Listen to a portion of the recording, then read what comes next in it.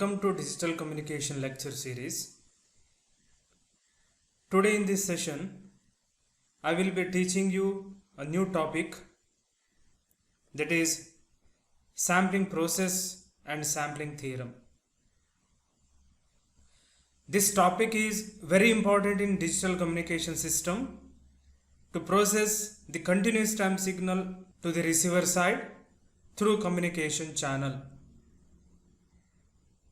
Before I start this topic, I advise each student to watch all previous video lectures so that you can understand today's session more clearly.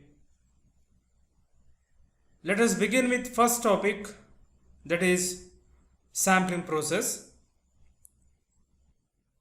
In the digital communication system, at the transmitter unit, suppose information source generates voice message and it is represented in analog or continuous time signal by input transducer. So that in digital communication system, to transmit this continuous time signal, first it should be converted into discrete time signal by a technique called sampling process.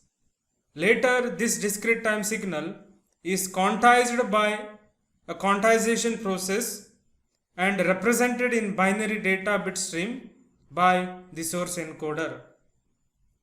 After that, it can be transmitted to the receiver end through wired media, and at the receiver unit, binary data bit stream is decoded by source decoder and reconstructed back the discrete time signal, and later by using inverse sampling process, discrete time signal is converted into original analog or continuous time signal, so that original voice message is delivered to the final destination.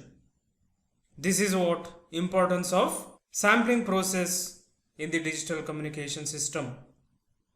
So now in the today's session, we will study how sampling process can be used to convert the continuous time signal into discrete time signal.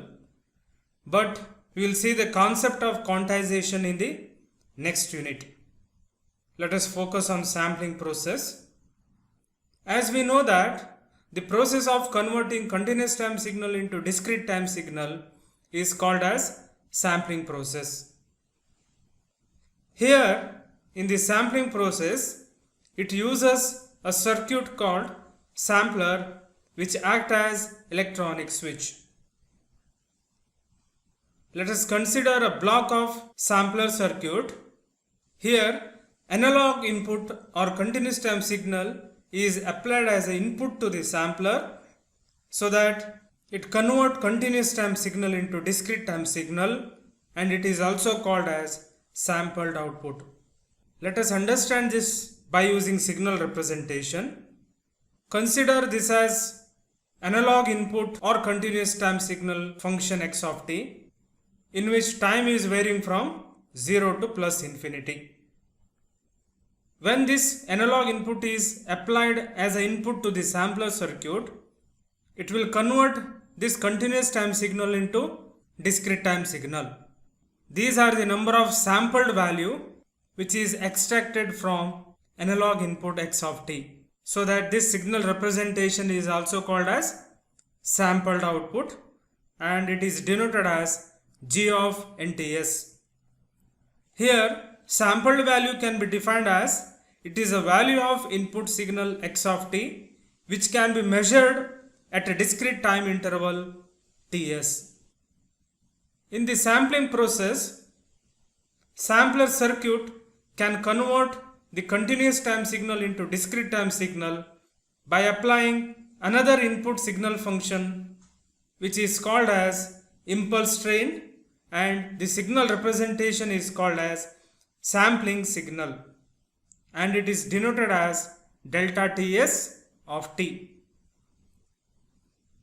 Here in the sampling signal, you can observe that each impulse are separated by a time interval which is called as sampling interval, that is denoted as Ts.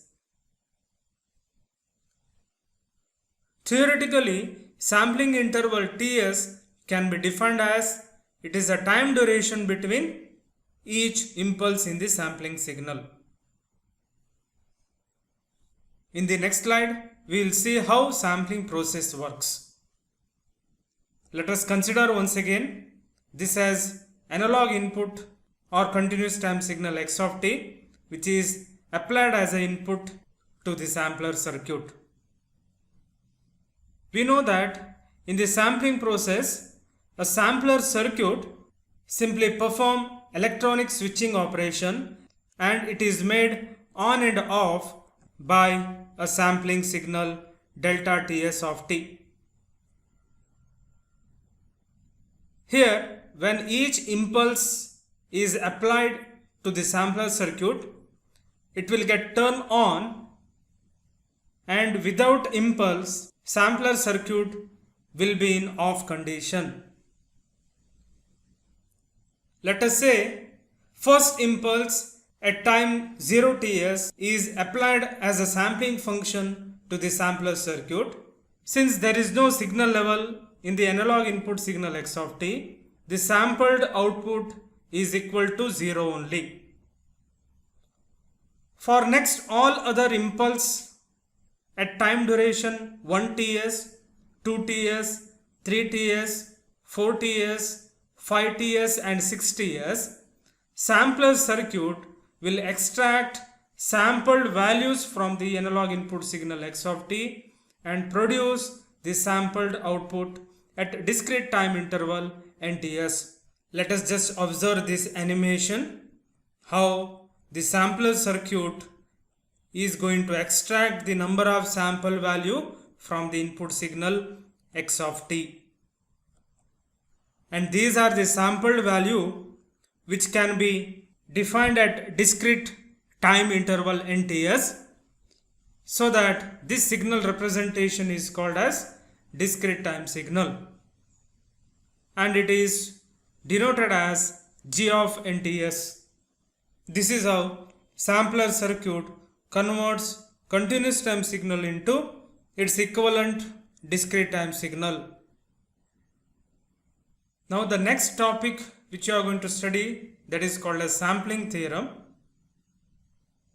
This theorem will give complete idea about a sampling process. Let us see the condition of the sampling theorem. This theorem says that Fs should be greater than or equal to 2 into Fm. Here the term Fs is called as a sampling rate that defines the rate at which number of sampled values is extracted by the electronic switch or sampler circuit from the input signal x of t. And Fm is the maximum frequency of the original signal x of t. According to the sampling theorem, sampling rate Fs should be greater than or equal to twice the maximum frequency of the input signal x of t. If this condition is true, then only sampler circuit can extract sufficient number of sampled value from the input signal x of t, and the same signal can be recovered or reconstructed back at the receiver end. So that the statement of sampling theorem can be written as a continuous time signal may be completely represented in its samples and recovered back if the sampling frequency Fs is more than or equal to twice the maximum frequency Fm of the original signal x of t. This statement is very important in sampling process to convert the continuous time signal into discrete time signal. According to the statement of sampling theorem, we can write the condition as Fs is greater than or equal to 2 into Fm, where Fs is equal to sampling frequency of this sampling signal and Fm is called as maximum frequency of the original signal or continuous time signal x of t. That's all about today's session. In the next session, we will see the proof of sampling theorem by using time domain and frequency domain representation, and also we will see the types of sampling technique which we are going to use in digital communication system. Thank you so much for your attention. See you in the next video.